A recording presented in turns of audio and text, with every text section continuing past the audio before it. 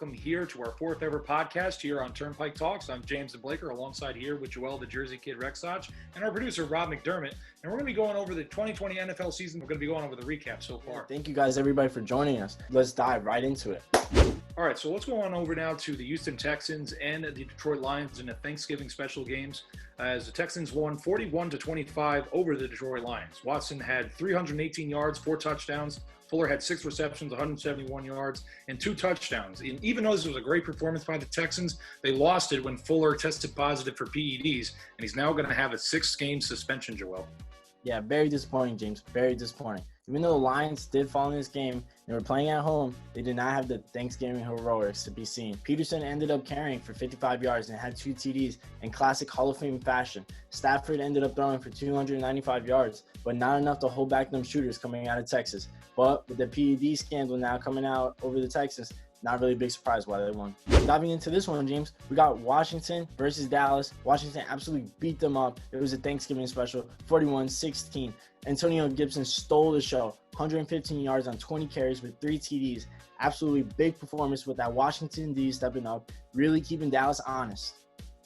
Yeah, it truly has been, and I'm surprised this game wasn't really that close either, but Dallas truly got destroyed. Dalton had 215 yards, 1 touchdown, 1 interception, threw to Cooper 6 times for 112 yards and had a touchdown reception in the process, but it was a fair defense for Dallas as well. Their run game wasn't really a big factor in this game, although they have been having quarterback problems throughout the season so far. I'm really looking to see what Dallas could do moving forward. Obviously, the Giants and the Washington football team, they're definitely up there, but Dallas needs to pick it up. All right, so let's go on over to the Cincinnati Bengals and New York Giants. And the Giants won 19-17, despite having a Daniel Jones injury. He was down in the third with a hamstring. It was a real bright spot for them was Wayne Gallman at running back, and Ingram as well in the tight end position with 6 receptions and 129 yards. Very good victory for the Giants. This was their 700th victory in the franchise's history. Very, very interesting to say the least, and it's a good win for the Giants as they're now ahead in the division. Yeah, but James, honestly, them Bengals were still able to keep it competitive, to say the least. Brandon Allen in the substitute spot for Joe Burrow. He took the start with 136 yards and a TD and an INTO.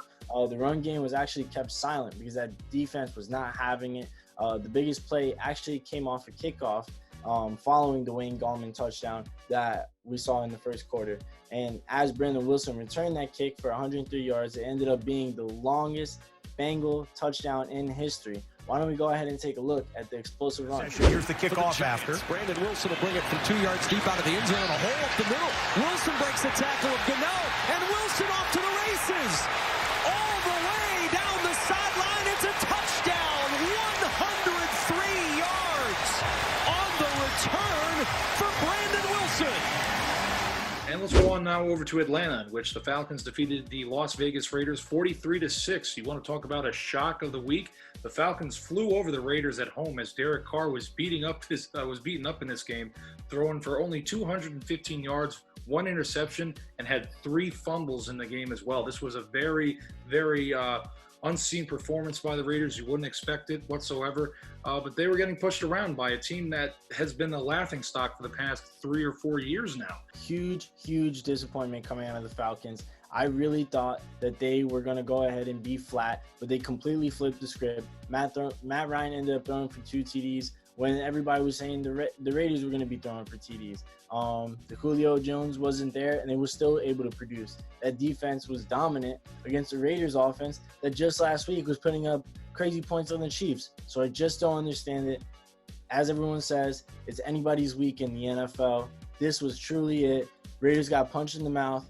I can only imagine what John Gruden has got his men going through right now. Looking over to the Bills and the Chargers. Bills ended up taking this game 27-17 against the Chargers, and they kept them honest. But the Bills really keep impressing everybody with that production shown by the entire team. Every player on that team is basically a stud, could be a starter on another team.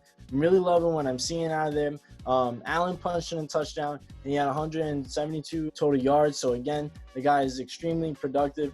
But I will have to say, you got to look at the game where he has a pick, he has a fumble, still a lot of turnovers creeping in his game. Not surprised about the outcome of this game. I did believe that the Chargers were going to keep it close in this game, and they did.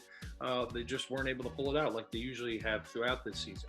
Herbert has thrown for 316 yards, 1 touchdown, 1 interception. Austin Eckler finally was able to return back to the game after dealing with some injuries for the past couple of weeks. He picked up 129 yards and 11 receptions, and it was very nice to see him in the back, but he unfortunately couldn't get anything done against these Buffalo Bills, and I'm not really surprised about it. Heading over to Titans versus Colts. Titans, big win for the Titans. 45-26 over them Colts. Needed this win. Tannehill had another great performance, 221 yards through a TD. King Henry stole the show with 27 carries, 178 yards, and 3 TDs. Absolute strong performance and was unapologetic to any team. They couldn't do nothing to stop him, James. Guy can't be stopped. A.J. Brown, 4 receptions, 98 yards, and kickoff return touchdown. The guy's practically another King Henry in the wide receiver spot. Love what I'm seeing out of this Titans. Big scores. Let's see if they can keep it up. Yeah, before this game, this was a big marquee matchup, and the records were both similar as well, 7-3. One team had to come out on top, and the Titans did. Rivers, he threw for 295 yards, 2 touchdowns, and an interception. Ty Hilton caught his first touchdown of the year by himself, 81 yards, but the Colts still couldn't get past this Tennessee Titans team, especially King Henry on offense as well. I'm not surprised about this. The Colts have a long way to go right now, but they have been staying competitive in the AFC South so far. All right, so let's head on over now to the Minnesota Vikings and Carolina Panthers, in which the Vikings won in a close one, 28-27. Very close indeed. The Vikings had to take this win, and they got it with a late field goal at the end. Cousins has been showing signs of consistency so far. 307 yards, 3 touchdowns, as the rookie Jefferson continues to impress with 7 receptions for 70 yards, and he had 2 touchdowns in the game as well. Despite this being a little bit of an off year for the Vikings, they are showing a little bit of promise so far in the NFC North. Yeah, showing promise, but honestly, I thought Bridgewater was going to come to show promise, James. I thought he was going to come in and straight up beat up on the team that drafted him and lost faith in him. I was kind of shocked. He ended up throwing for 260 yards, threw for a TD and an interception. He found his main target, Robbie, blowing him up for 94 yards in the TD. I thought that they were going to end up coming back because they were marching down the field, and I thought Sly was going to be able to kick that field goal, but he went wide left. Panthers couldn't pull it out. Let's see next week. To New England and Arizona, in which the Patriots won 20-17 over the Cardinals. This was a very big win for the Patriots. Nothing usual so far, but this game had to come through Cam, as he had 84 yards passing, 2 interceptions in the game. Touchdown productions came from White, and it was just a very good performance nonetheless. There were a lot of struggles in this game for the Patriots. Luckily, they were able to pull it out to get the game-winning field goal as well, and the Patriots, they're still fighting, but it's not looking likely. Yeah, it was funny to see this game, James. Honestly, I see that field goal go through the upright, and Cam Newton looks unhappy with the win. As much as he was unhappy, he looked as unhappy as Kyler Murray did, which is kind of weird because Kyler Murray was the guy who got the L, right? But who didn't get the L? Kenyon Drake. This guy got 93 total yards, 2 TDs. He was the bright spot for the offense, while Hopkins was being kept quiet with 5 receptions and 55 yards, no TDs. Big shock for the Patriots. Let's see what the Cardinals' response is. We got the Miami Dolphins versus the New York Jets, 20-3. Fitzpatrick got the start against his former team, throwing for 257 yards, 2 TDs, no interceptions. His favorite target was Devontae Parker with 8 receptions and 119 yards. This team's defense was finally able to make a bounce back, James, after their lousy performance against Denver last week. Not to say that Denver is anything to talk about this week, but definitely a good bounce back for these Miami Dolphins. This is a big performance for the Miami Dolphins, but Sam Darnold, he got off throwing for 197 yards, 2 interceptions. Truly bad play calling for Darnold all throughout. The Jets, I don't know why they still have Adam Gase in there. It's just another excuse for trying to get him out as well. The Jets definitely need to pick it up or try and get some draft picks. Now to the Browns and Jaguars, in which Cleveland won 27-25 over Jacksonville. It was a late scare in this game. It was a very close game for Mayfield. He threw for 258 yards, 2 touchdowns. Landry had 8 receptions, 143 yards, and a touchdown. Chubb, he had 144 yards and a touchdown as well. I'm surprised this game was really close, Joel, because the Jaguars, they are definitely not good this year. The Browns are a contender. And I'm kind of confused. Baker's been having a lot of close games with truly bad opponents. Yeah, I'm not confused, James, because the Browns are not that great of a team. They're a competitive team, not a great team against great teams.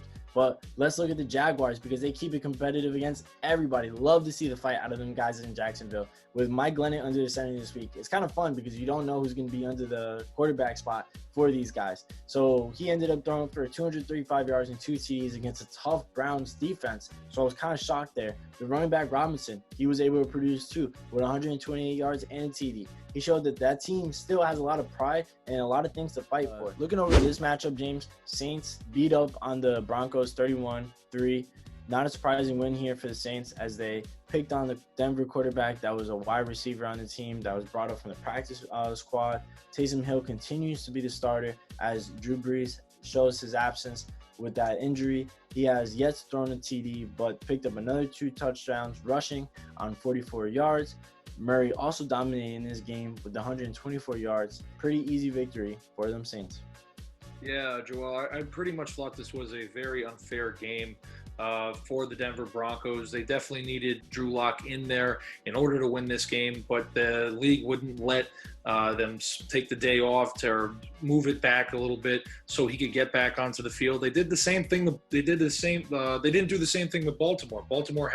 They gave them time. They let them settle things out, but they didn't do the same with Denver. And it was truly unfair to see that for this game because that was one of the reasons why the Broncos got blown out by the Saints.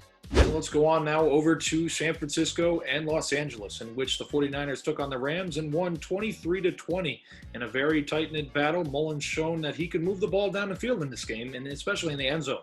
He threw for 252 yards, 1 interception. Raheem Morset, he came back in the game with scoring a touchdown in the game on his return back. Defense also had a big game at pick 6. That went back as well. And it was definitely a great defensive performance for the 49ers. Truly a great victory. I'm surprised that the Rams didn't come back in this game and win it. Yeah, Rams just continue to show off a bit of inconsistency here, James, as Goff had a big game last week against the Buccaneers, but then he has cold feet here.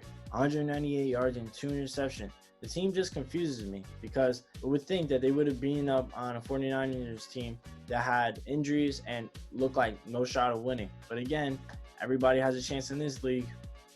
All right, so let's move on now over to Kansas City and Tampa Bay, in which the Chiefs won 27-24.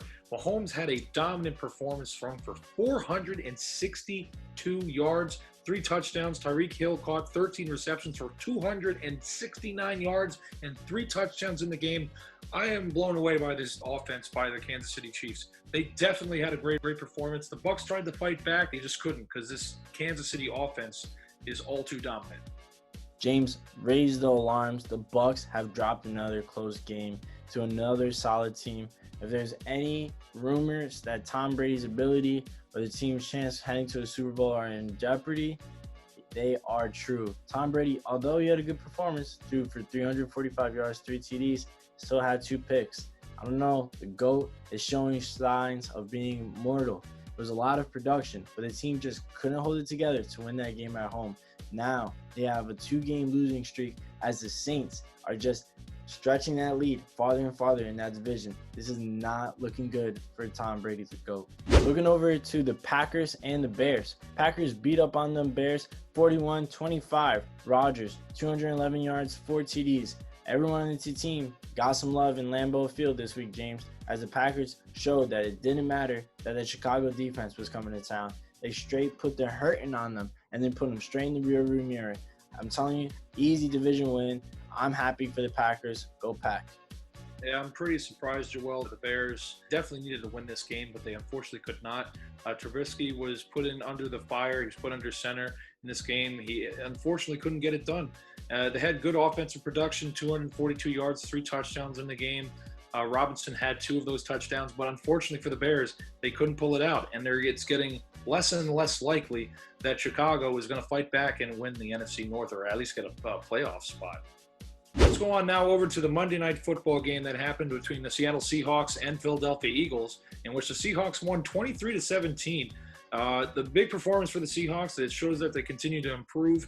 Their defense has gotten way better. They sacked Wentz 6 times in the game. Metcalf continues to show why he's the leading receiver for Seattle, having 10 receptions for 177 yards. truly a very fantastic performance for Seattle, and they're proving that they're going to be winning in this division so far. Yeah, the Eagles story, man, it seems to be getting worse and worse, doesn't it, James? The kid Wentz threw for 215 yards, 2 TDs, and a pick. Wentz missed some critical throws and some timely possessions. The run game was just actually shut down, practically shut down. It was held to 70 total rushing yards. Wentz had 42 of those rushing yards. You're telling me between Sanders and Scott, you couldn't get a little bit more running yards in there? I mean, come on. Okay, thank you guys, everybody, for your continued support of Turnpike Talks. Make sure you follow us on turnpiketalks.com or Turnpike Talks on our social medias. We do really appreciate the love and the support. Thank you for following us. Well, in the meantime, catch us on the Turnpike on Turnpike Talks.